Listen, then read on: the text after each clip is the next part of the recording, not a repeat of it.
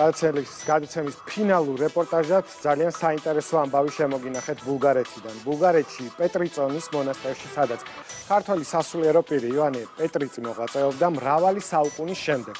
ბულგარულ ქართული სულიერების ცენტრი გაიგო. აღმოსავლეთ ევროპაში ერთ-ერთ უძველეს მართლმადიდებლურ მონასტერში ღონისძიება ბულგარეთის პატრიარქმა და ქართველმა სასულიერო პირებმა გახსნა. ნახეთ საბახუჩია სპეციალური რეპორტაჟი ისტორიული ადგილიდან, სადაც ორი ერის რწმენა და კულტურა თავს ერთ სივრცეში იღებს.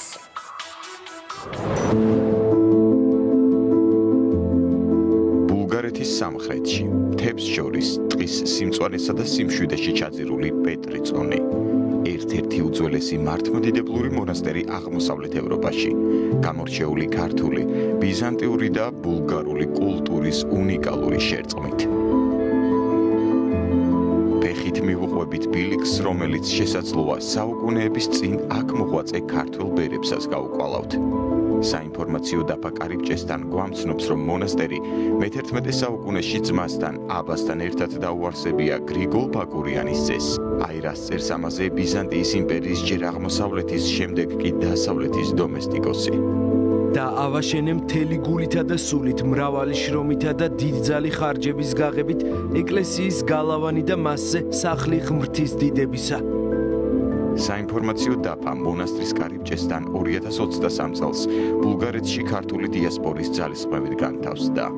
ამას წინ უძღოდა ქართული სათვისტომოს ძალისხმევა, რომ საინფორმაციო დაფა ყოფილიყო მონასტრის შემოსასვლელში, სამწუხაროდ ძალზე მწირი ინფორმაცია იყო ამ მონასტრის ისტორიის შესახებ, მისი ამშენებლების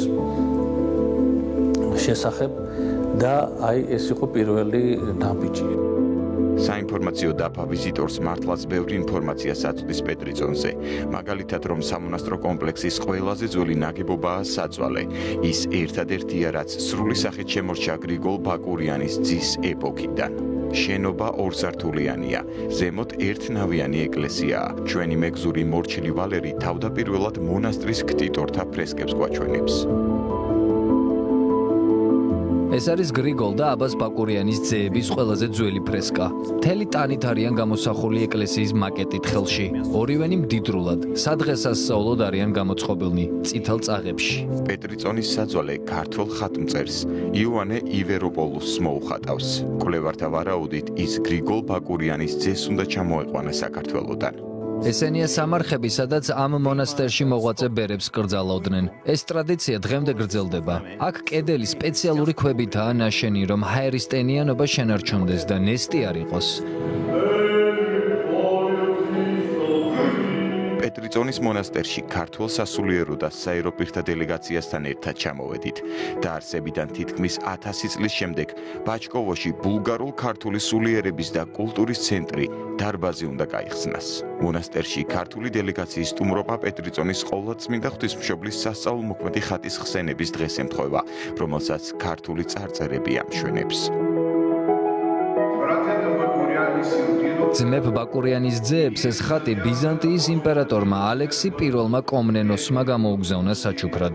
გადმოცემის მიხედვით ხატი ლუკა მახარებელს დაუწერია. ის ყველაზე დიდი სიწმინდეა ბულგარელებისთვის. საზეიმო წირვას ბულგარეთის პატრიარქი სტუმრებთან ერთად აღავლენს.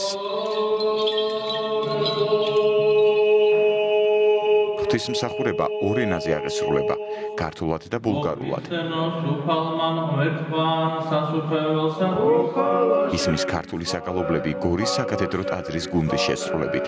მონასტერში მრავლად არიან ქართული დიასპორის წარმომადგენლები სოფიიდან, ვარნადან და ბურგასიდან. დღეს მნიშვნელოვანი დღეა. ჩვენ აღვნიშნავთ ღვთისმშობლის სასწაულთმოქმედი ხატის ხსენების დღეს. ასევე უნდა გავხსნათ და ვაკურთხოთ ბულგარულ ქართული სულიერების ცენტრი. ეს ემსახურება ქართულ და ბულგარელ ხალხებს შორის კავშირის გაღრმავებას. საზეიმო წირვა სრულდება და მასპინძლების სტუმრებთან ერთად მონასტრის იმ ნაწილში იკრიბებიან, სადაც ცენტრი უნდა განთავსდეს, როგორც სიმბოლო ორი ერის რწმენის და ღირებულებათა ერთობის.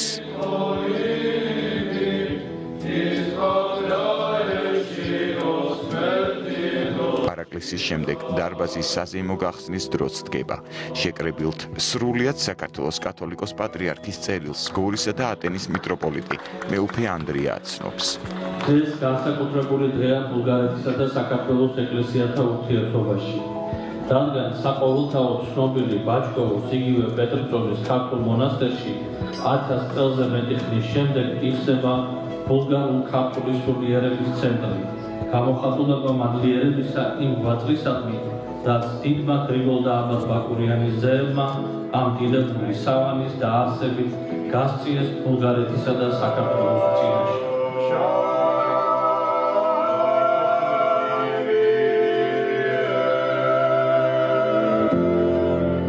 სულიერებისა და კულტურის ცენტრში 3 დარბაზია. ეს არის გრიგოლ და აბაზ ბაკურიანების დარბაზი.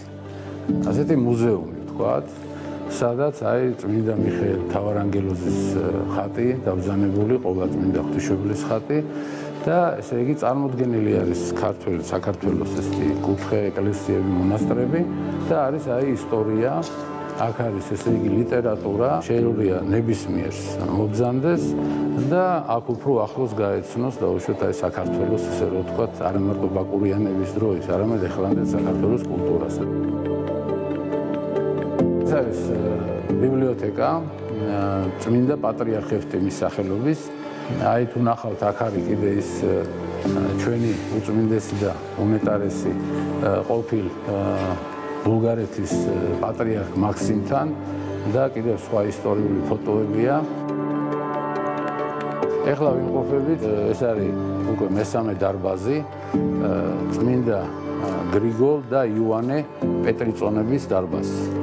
ესე გადავწყვიტეთ, ეს არის ესეთი პატარა, ესე ვთქვათ, სატრაპეზო არა, მისაღები. ყველასთვის მეუფესთვის, ან უფერო ჩამობრძანდება საქართველოდან, ასევე დაუშვათ ვლადიკა სიონისთვის, რომ მიიღოს სტუმრები. დავით ქობლიანიძე ქართული დიასპორიდან ერთ-ერთია, ვინც დარბაზის გახსნისთვის წლების განმავლობაში თავდაუზოგავად მუშაობდა. იდეის განხორციელება საქართველოს მთავრობის, ასევე საქართველოსა და ბულგარეთის საპატრიარქოების მხარდაჭერით მოხერხდა. დიდება უფალს და მადლობა ყველას, ვინც მონაწილეობა მიიღო ამ დღევანდელ დღეს საქმის დასრულებაში და ესეთ საშვილიშვილო საქმის გაკეთებაში. ძალიან გახარებულები ვართ ყველანი ბულგარეთში მცხოვრები ქართველები, დიდი ხანია ველოდით ამ დღეს. რადგან ვფიქრობ, რომ როგორც ქართველებისთვის, ისე ბულგარელებისთვის და ჩვენი ურთიერთობისთვის ეს არის ერთ-ერთი დიდი მიღწევა. გაუწეს ეს ცენტრი ბულგარეთის პატრიარქმა, ეპისკოპოსებმა, ბაჩკოვოს მონასტერის არქიმანდრიტმა.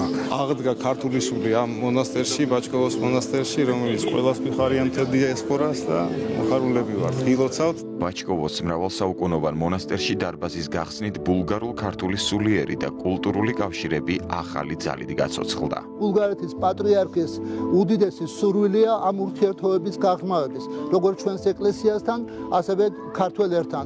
ამავე დროს ეს არის მისი მხრიდან უდიდესი გამოხატულება საქართველოს უწმინდესი პატრიარქის ილია მეორის მიმართ. ერთადერთი რაც ნამდვილად რჩება ცხოვრებაში არის ძმობა, ურთიერთობა, რომელიც უნდა მოვიპოვოთ და გავუფრთხილდეთ, რომელიც უნდა გავაგრძელოთ. ეს ის ძალაა, რაც სულიერებას ემსახურება როგორც აქ, ბულგარეთში ყოფნისას, ისე იქ, სადაც გავაგრძელებთ ცხოვრებას. მოგზაურობამ პეტრიწონის მონასტერში კიდევ ერთხელ დაგვარწმუნა, როცა ფესვები ძლიერია, ჩვენი ქვეყნის ხმა, თუნდაც საქართველოდან შორს, მუდამ ისმის.